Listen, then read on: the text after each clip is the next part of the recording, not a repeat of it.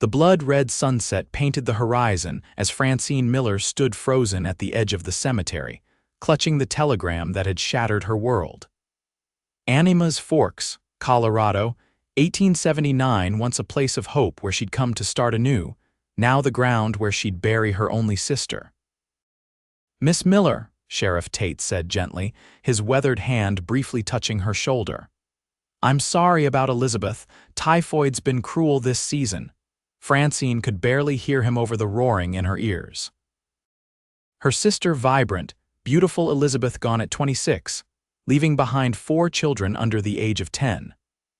The oldest, Samuel, stood beside her, his small hand gripping hers with surprising strength, while Jenny, Mary, and little Thomas huddled together by the freshly dug grave. "They have no one else," she whispered, more to herself than to the sheriff. At 24, Francine had come west to teach at the local schoolhouse, never imagining she'd become mother to her sister's children. "Those young uns have you, Miss Miller," Sheriff Tate said, tipping his hat before retreating, leaving her alone with the children and her unbearable grief. The following days passed in a haze. The small 2-room cabin that had once felt cozy for Elizabeth's family now seemed impossibly cramped with 5 people. The children slept in a tangle of limbs on the single bed while Francine kept vigil in the rocking chair, wondering how they would survive. It was on the 6th day after the funeral when the knock came. The children were finally asleep, and Francine was attempting to mend Samuel's only pair of trousers by the dim light of a single candle. When she opened the door, she found herself face to face with a tall man silhouetted against the night sky. He removed his hat, revealing a head of dark hair and eyes the color of a summer storm. "Miss Miller," he said, his voice low and rough like gravel. "Name's Owen Quinn. I worked your brother-in-law's claim before he passed last winter." Francine nodded, remembering Elizabeth's letters about the quiet cowboy who'd partnered with her husband in the mining venture. "I just heard about Elizabeth," he continued, shifting uncomfortably. "I've been up in the hills these past weeks." "Mr. Quinn," Francine acknowledged, uncertain why he was standing at her door in the gathering darkness. "I know this ain't proper timing, but I came to talk about the claim," he said. "James left papers naming me partner." Half the earnings were meant for Elizabeth and the children. Francine's exhausted mind struggled to process his words. "I don't understand." "There was a strike 3 days back," he said, his eyes never leaving hers. "That claim's worth something now. Enough to keep those children fed, at least for a while." For the first time in days, Francine felt a flicker of hope. "You're certain?" Owen nodded, shifting his weight from one foot to the other. "There's something else, Miss Miller. The cabin I've been using up at the claim site is no fit place for children, but it's bigger than this. 2 proper rooms and a lean-to, I thought maybe." He trailed off, clearly uncomfortable. "You're offering your cabin?" Francine asked, surprised by this unexpected kindness. "I'm offering to help," he said simply. "I knew James and Elizabeth. Those children deserve better than being crammed in here." Francine studied him. His clothes were worn but clean, his face weathered from the sun and wind. There was nothing threatening in his demeanor, only a solid dependability that reminded her of her father. "Why would you do this?" she asked, suspicion creeping in. Men didn't offer help without wanting something in return. "Because it's right," he said with a shrug. "And because I made a promise to James before he died. Said I'd look after his family if anything happened." The way he said it matter of fact and without pretense made Francine inclined to believe him. "I need time to think," she said finally. Owen nodded, placing his hat back on his head. "I'll be back tomorrow. You can give me your answer then." As Francine watched him walk away, she felt a strange mixture of fear and relief. She needed help, that much was clear, but trusting a stranger with her future and the children's lives was terrifying. She closed the door and leaned against it, listening to the soft breathing of her sleeping nieces and nephews. Their faces appeared in her mind: Samuel with his serious eyes, Jenny with her mother's smile, Mary with her quiet wisdom, and Thomas, barely 5 and already trying to be brave. "What would you have me do, Elizabeth?" she whispered into the darkness, but only silence answered. Morning came, and with it, Owen Quinn returned, this time bearing a wagon loaded with provisions. Francine had spent the night weighing her options and found them distressingly few. "I accept your offer," she told him before he could speak, "but I have conditions." Owen raised an eyebrow but nodded. "Name them." "The children and I will take the cabin, but you'll stay in the lean-to. I'll cook and tend to them, but you'll continue working the claim. And I'll need to keep teaching at the school." Owen considered her words. "Fair enough. The lean-to's all I need. And Mr. Quinn," she added, her voice firm despite her uncertainty, "if I see anything that concerns me regarding your character or intentions, we'll leave immediately." A hint of a smile touched his lips. "I'd expect nothing less, Miss Miller." The move happened quickly. The children, still shell-shocked from their mother's death, followed Francine's instructions without complaint. Samuel helped load their meager possessions into Owen's wagon, while Jenny held tight to Mary's hand, and Francine carried Thomas. The journey to the cabin took most of the day, winding up into the hills surrounding Anima's Forks. The mining camp was situated in a valley high in the San Juan Mountains, the air growing thinner as they ascended. Owen drove the wagon with steady hands, occasionally pointing out landmarks to the children. "That there's where the bears like to fish in spring," he told them, indicating a fast-running stream. "And see that stand of pines, full of bluebirds come summer." Samuel watched Owen with wary eyes, but the girls seemed captivated by his deep voice and the way he handled the horses with gentle confidence. When they finally arrived at the cabin, Francine was relieved to see it was indeed larger than Elizabeth's place. Built of sturdy logs with a stone chimney, it sat in a small clearing surrounded by aspens and pines.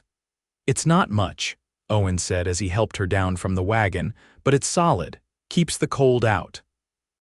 Inside, Francine found a main room with a large fireplace, a separate bedroom, and a small kitchen area. The furniture was sparse but functional: a table with chairs, a large bed in the bedroom, and several shelves built into the walls. "James and I built it last year," Owen explained, carrying in their belongings. "We thought it would be for both families eventually." The mention of James brought a shadow to Francine's face. Her brother-in-law had died in a mining accident just 6 months before, leaving Elizabeth to manage alone with the children. Now both parents were gone. "The lean-to's through there," Owen said, gesturing to a door off the kitchen. "Got its own entrance too, so I won't disturb you folks." Francine nodded, watching as the children explored their new home. Thomas had already climbed onto the bed, bouncing experimentally on the mattress. "Thomas," she admonished gently, "be careful." "It's all right," Owen said. "Bed's sturdy, James built it."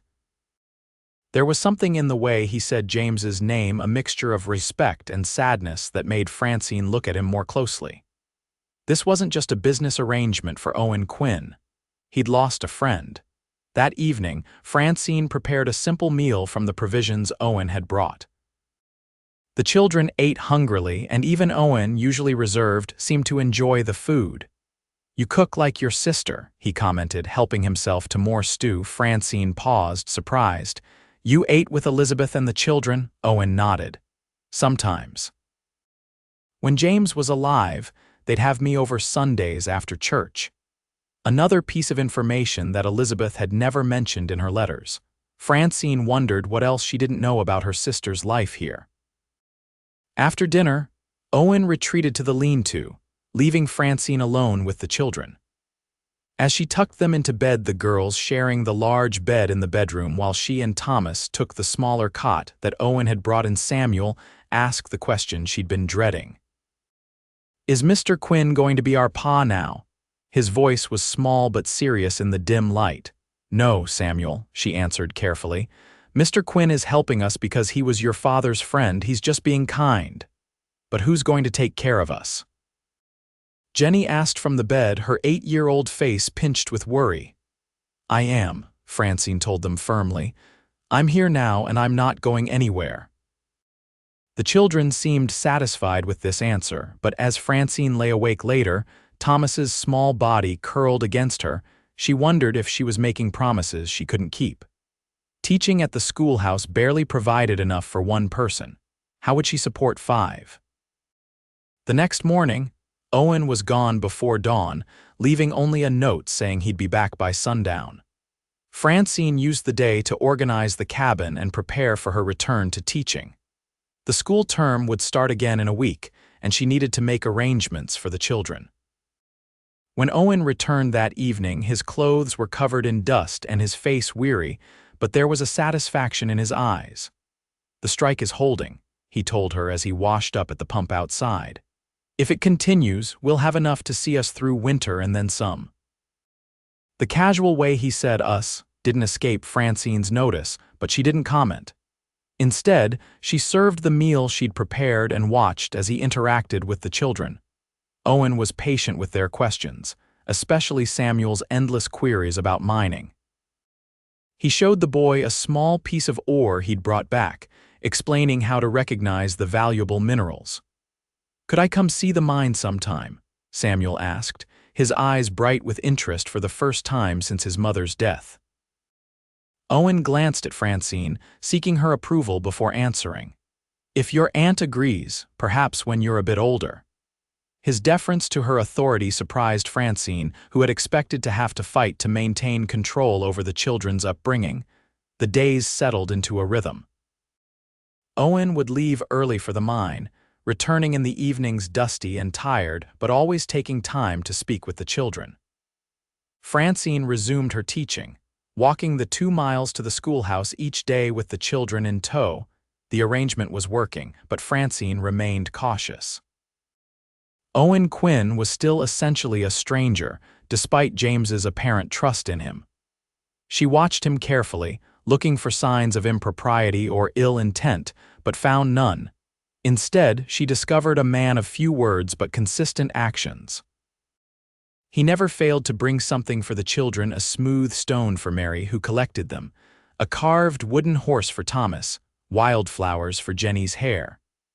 For Samuel, it was always something practical: a small knife to whittle with, a book about mining.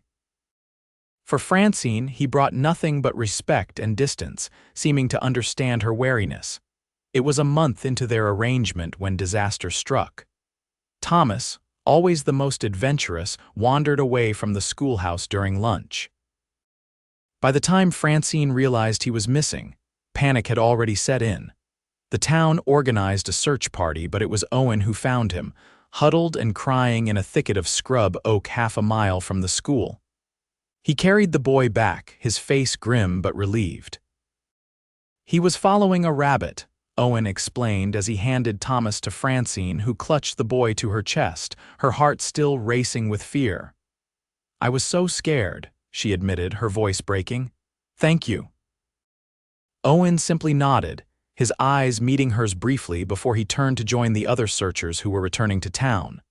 That night, after the children were asleep, Francine found Owen sitting on the porch, smoking a cigarette and staring at the stars. "May I join you?" she asked, wrapping a shawl around her shoulders against the night chill. Owen moved over on the bench, making room for her. "Couldn't sleep," Francine shook her head. "I keep thinking about what could have happened today." They sat in silence for a moment, the only sound the distant howl of a coyote and the soft crackle of Owen's cigarette. "I never thanked you properly," Francine said finally. "Not just for today, but for everything you've done for us." Owen shrugged, clearly uncomfortable with her gratitude. "Like I said, I made a promise. To James," Francine nodded. "You were close friends." "Close enough," Owen said, his gaze still fixed on the sky. "He saved my life once. Mining accident 3 years back, got me out before the tunnel collapsed." Francine studied his profile in the moonlight, seeing the memories etched in the lines of his face. "Elizabeth never wrote much about him, or about you." Owen's mouth curved in a slight smile. "She probably had more important things to tell her fancy sister back east." Francine bristled at the description. "I'm hardly fancy, Mr. Quinn. I was a teacher there just as I am here." "Didn't mean any offense," he said quickly. Just meant you had education opportunities, not like most folks out here. And what about you?" Francine asked, curiosity getting the better of her. "What brought you to Anima's Forks?" Owen was quiet for so long that Francine thought he might not answer. When he finally spoke, his voice was lower, as if the words were difficult to form. "Was a ranch hand in Texas. Cattle Drive brought me through Colorado, like the mountains, stayed on. Met James in a card game in Silverton. He needed a partner for his claim, I needed work. Simple as that." Francine sensed there was more to the story, but she didn't press. Everyone in the West had a past they'd rather not discuss, and Owen Quinn was entitled to his privacy. "Well, whatever your reasons," she said, standing up, "I'm grateful you're here now. Good night, Mr. Quinn." Owen nodded, watching her go. "Good night, Miss Miller." As autumn painted the aspens gold and crimson, their tentative alliance strengthened. The mine continued to produce enough ore to provide for their needs, and Francine found her position at the school secure. The children began to heal from their loss, finding joy again in simple pleasures. Owen remained a steady presence, reliable and increasingly important to their daily lives. He taught Samuel to fish and hunt, showed Jenny how to identify edible plants, helped Mary build a proper shelf for her growing stone collection, and patiently answered Thomas's endless questions about everything under the sun. For Francine, he became something more complicated, not quite a friend, not quite a partner, but something in between. She found herself looking forward to their evening conversations on the porch after the children were asleep, when Owen would share stories of his day at the mine or listen to her talk about her students. It was during one such evening, with the first snow of the season dusting the ground, that Owen brought up the future. "Been thinking," he said, his breath visible in the cold air. "Mine's doing well enough that I could hire help come spring." Francine pulled her shawl tighter. "That's good news." "Means I'd be around more," he continued, glancing at her. "Could help more with the children." Francine considered his words. "They'd like that. They've grown quite attached to you." Owen nodded slowly. "And you, Miss Miller, have you grown accustomed to having me around?" The question caught her off guard. In the months they'd lived in this arrangement, Owen had never directly addressed the nature of their relationship. "I suppose I have," she admitted cautiously. "You've been good to the children, better than I had any right to expect from a stranger." "I'm not a stranger anymore," Owen said quietly. Francine looked at him then, really looked at him. The moonlight silvered his dark hair and his eyes held a warmth that made her breath catch. "No," she agreed, "you're not." The moment stretched between them, filled with unspoken possibilities. Then the cabin door opened and Mary appeared, rubbing her eyes sleepily. "Aunt Francine, I had a bad dream." The spell broken, Francine stood quickly. "I'm coming, dear." Owen rose as well, tipping his hat to her. "Good night, Miss Miller." "Good night, Mr. Quinn," she replied, and followed Mary inside, her heart beating a strange rhythm that had nothing to do with the cold. Winter arrived with a vengeance, bringing blizzards that isolated Anima's Forks from the outside world for days at a time. The mining operation slowed, but didn't stop entirely. Owen would trudge through waist-deep snow to check on the claim, returning with frost in his beard, but always with something for the children: pine cones for Christmas decorations, a deer he'd shot for meat, stories to entertain them during the long evenings. Christmas approached, and Francine found herself wanting to make it special despite their limited circumstances. She secretly sewed new clothes for the children from fabric she'd purchased in town before the snow set in, and baked treats with their carefully rationed sugar. On Christmas Eve, after the children had hung their stockings by the fireplace with excited anticipation, Francine was surprised when Owen asked her to join him outside. "I have something to show you," he said, his expression unusually nervous. Curious, she followed him to the lean-to where he'd been living these past months. Inside, she found a beautifully crafted wooden desk. "For your schoolwork," Owen explained, running his hand over the smooth surface. "Noticed you grading papers on your lap most evenings." Francine was speechless. The desk was simple but elegant, with a drawer and a small shelf for books. The care that had gone into making it was evident in every detail. "You made this?" she finally managed to ask. Owen nodded, watching her reaction closely. "Had a lot of evenings to fill. Do you like it?" "It's beautiful," Francine said, tears unexpectedly pricking her eyes. No one had ever given her such a thoughtful gift. "Thank you, Owen." It was the first time she'd used his first name, and the significance wasn't lost on either of them. His eyes softened at the sound of it on her lips. "Francine," he said, testing her name in return. "Merry Christmas." The moment hung between them, fraught with unspoken feelings. Francine found herself studying the lines of his face, the strong jaw now clean-shaven for the holiday, the crinkles at the corners of his eyes. Before she could think better of it, she stepped forward and pressed a quick kiss to his cheek. "Merry Christmas, Owen." His eyes widened in surprise, then warmed with pleasure. For a heartbeat, she thought he might pull her closer, but instead he stepped back, always respectful of the boundaries she had set. "We should get back," he said, his voice rougher than usual. "Children will be wondering where we are." Christmas Day dawned clear and cold, the world outside transformed into a glistening wonderland of snow. The children's delight at their presents, the new clothes from Francine, and from Owen, a carved wooden animal for each, filled the cabin with laughter and joy. For Francine, watching Owen with the children, his usual reserve softened by their happiness, brought a realization she could no longer ignore. Somewhere along the way, this man had become essential to her, not just as a provider or protector, but as something more. Something that made her heart race when their hands accidentally touched as they passed dishes at dinner, or when she caught him looking at her across the room with an expression that mirrored her own confused longing. Winter slowly gave way to spring, the snow retreating up the mountainsides as warmer days arrived.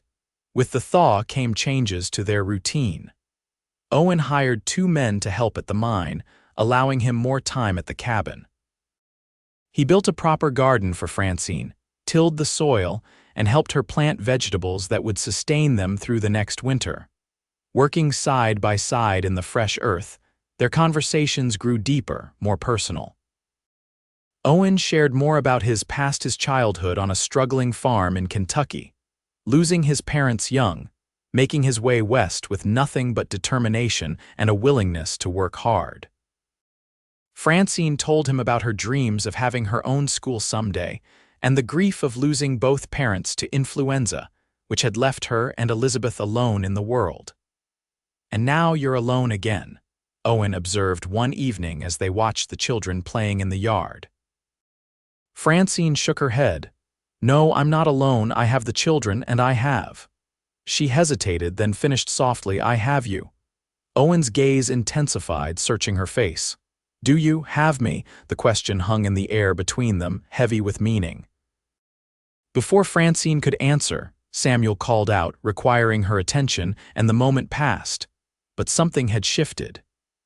In the days that followed, Francine found Owen watching her more openly, his eyes following her movements as she moved about the cabin. His hand would linger when helping her down from the wagon, his fingers warm against her skin. For her part, Francine found herself noticing things she'd overlooked before: the breadth of his shoulders, the gentle way he handled the horses, the sound of his laughter when Thomas said something particularly precocious.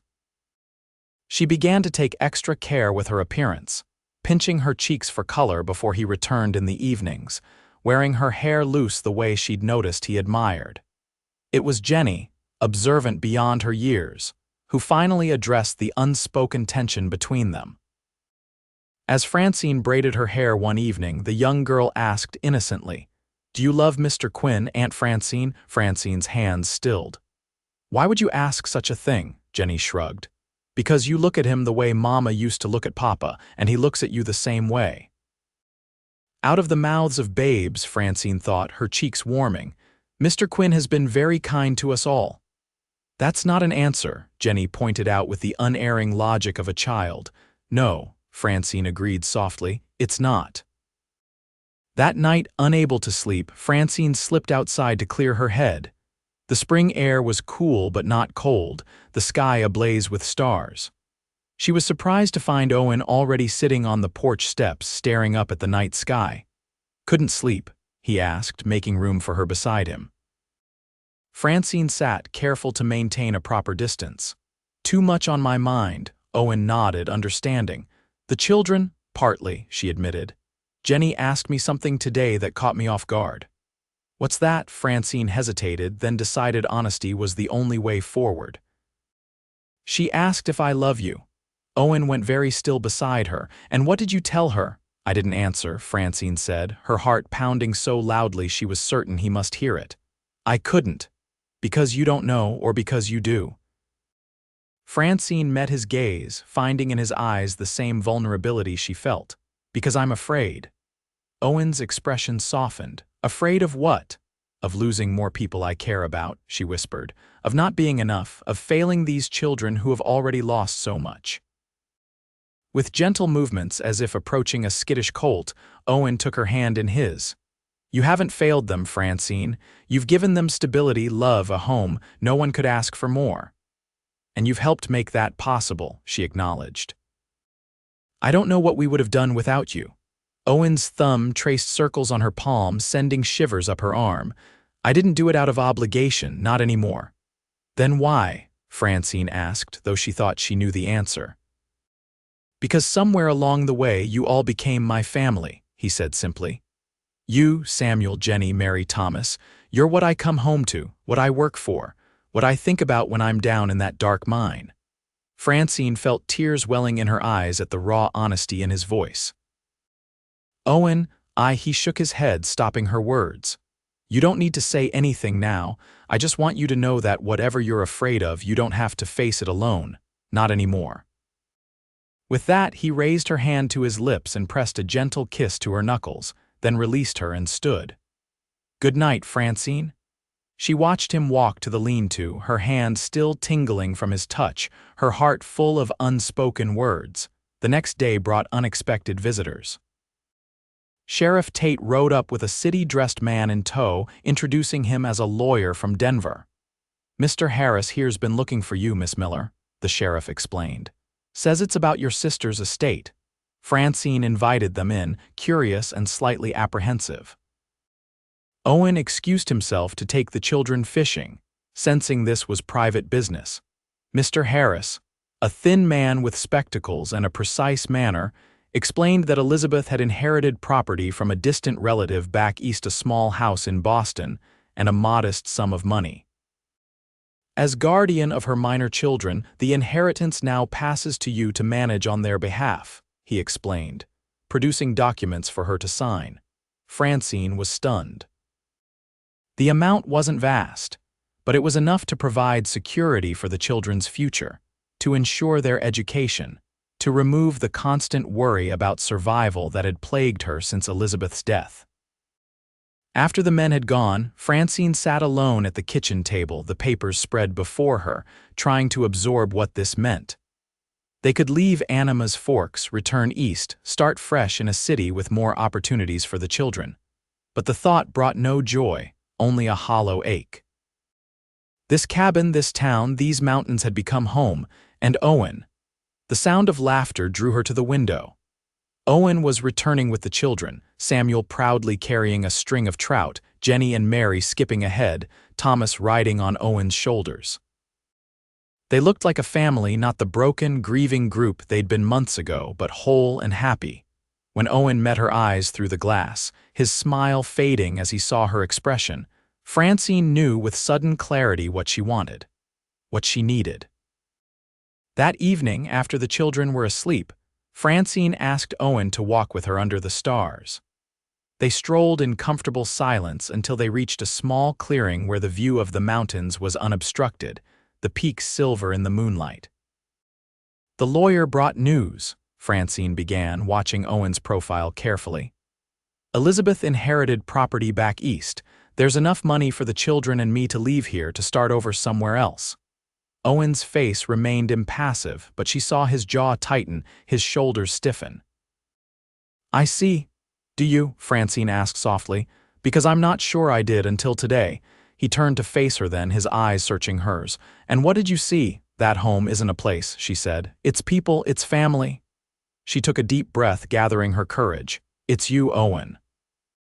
The hope that bloomed in his eyes gave her the strength to continue. "I don't want to leave. I want to stay here in this life we've built together. I want the children to grow up in these mountains, with you teaching Samuel to be a man, with Jenny collecting wildflowers, with Mary building her stone walls, with Thomas asking endless questions about the stars." Owen stepped closer, his voice rough with emotion. "What are you saying, Francine?" "I'm saying that Jenny was right," Francine whispered. "I do love you. I think I have for months now." Owen's hand came up to cup her cheek, his touch achingly gentle. "I've loved you since the day you stood on your sister's porch and told me your conditions. So brave, so determined to protect those children." Francine leaned into his touch, her heart soaring. "I'm not afraid anymore." "Good," Owen murmured, and then he was kissing her, his lips warm and sure against hers, his arms pulling her close as if he'd never let her go. When they finally broke apart, breathless and giddy, Owen rested his forehead against hers. "Marry me, Francine, be my wife. Let me be a father to these children in truth, not just in deed." "Yes," she answered without hesitation. "Yes to all of it." They were married in the small church in Anima's Forks, as summer painted the hillsides with wildflowers. Samuel gave Francine away, solemn in his new suit. Jenny and Mary scattered flower petals before her, and Thomas carried the rings on a small velvet cushion, his face serious with the responsibility. The town turned out for the celebration, the schoolhouse decorated with streamers and lanterns for the dancing that followed. Sheriff Tate proposed a toast to the new family, and even Mr. Harris, who had returned for the ceremony, raised his glass with a smile. As Owen whirled her around the dance floor, Francine caught glimpses of the children. Samuel talking earnestly with some minors, Jenny and Mary dancing with each other, Thomas asleep on a bench, exhausted from the excitement. "Happy, Mrs. Quinn?" Owen asked, his eyes never leaving hers. "Completely," Francine answered, marveling at how far they'd come from that first night when he'd knocked on her sister's door. "It's strange, isn't it? How loss can lead to something so beautiful?" "Life has a way of balancing," Owen said, pulling her closer. "For every sorrow, there's joy waiting if you're brave enough to reach for it." The mine continued to prosper, allowing Owen to build a proper house for their growing family. The inheritance from Elizabeth was set aside for the children's education, a legacy from the mother they would always remember, even as they came to love Francine as their second mother. A year after their wedding, Francine gave birth to a son they named James, after the brother-in-law who had unwittingly brought them together. 2 years later came a daughter, Elizabeth, to honor the sister whose absence had created the space for their love to grow. The 6 children filled their home with noise and laughter, arguments and tears, dreams and plans. Samuel followed in Owen's footsteps, learning the mining business with a keen intelligence that made them both proud. Jenny discovered a talent for painting, capturing the beauty of the mountains on canvas. Mary, always the builder, designed gardens that transformed their yard into a paradise of flowers and vegetables. Thomas, his curiosity never diminishing, devoured books on every subject and asked questions that sometimes left even his teacher mother stumped. As for little James and Elizabeth, they grew up knowing only the love and security of their large, unconventional family, blissfully unaware of the grief and uncertainty that had preceded their births. On their 10th wedding anniversary, Owen took Francine back to the clearing where she had first told him she loved him. A blanket was spread on the ground, a picnic prepared, wine poured into the good glasses they saved for special occasions. 10 years, Francine mused, leaning against his shoulder as they watched the sunset paint the mountains gold. Sometimes it feels like yesterday that you knocked on Elizabeth's door. Other times it feels like I've known you forever. Owen's arm tightened around her. Best 10 years of my life. though the next 10 promised to be even better. "How so?" Francine asked, tilting her head to look at him. "Samuel's talking about college in Denver. Jenny's paintings are selling in that gallery in Silverton. Mary's garden won first prize at the county fair. Thomas is reading those scientific journals I can barely understand. James is showing a real talent for horses. And little Lizzie, well, she's got her mother's determination and her aunt's spirit." Francine smiled, her heart full. "They're remarkable, aren't they, all of them?" "They had good raising," Owen said simply. "You gave them that." "We gave them that," Francine corrected him. "I couldn't have done it alone." Owen kissed her temple, his lips lingering against her skin. "You wouldn't have had to. Even if I hadn't already been in love with you, I would have fallen eventually. You're impossible not to love, Francine Quinn." She turned in his arms, kissing him properly, still moved by the depth of feeling between them after all these years. "I thank God every day for bringing you to us. For giving us this second chance at happiness." As the stars emerged in the darkening sky, they remained in each other's arms, talking of the past and dreaming of the future. The path that had led them here had been paved with loss and grief, but it had brought them to a life richer and fuller than either could have imagined on that fateful day when Elizabeth's death had seemed like the end of everything. Instead, it had been just the beginning. Years later, when their grandchildren gathered at their feet before the fire, begging for stories of the old days, Owen and Francine would exchange a glance filled with shared memories and enduring love. "Tell us again how you met," one of Samuel's daughters would plead. And Owen, his hair now silver but his eyes still bright with devotion, would take Francine's hand and begin. "It was the hardest of times, but sometimes in the darkest moments, you find the brightest light.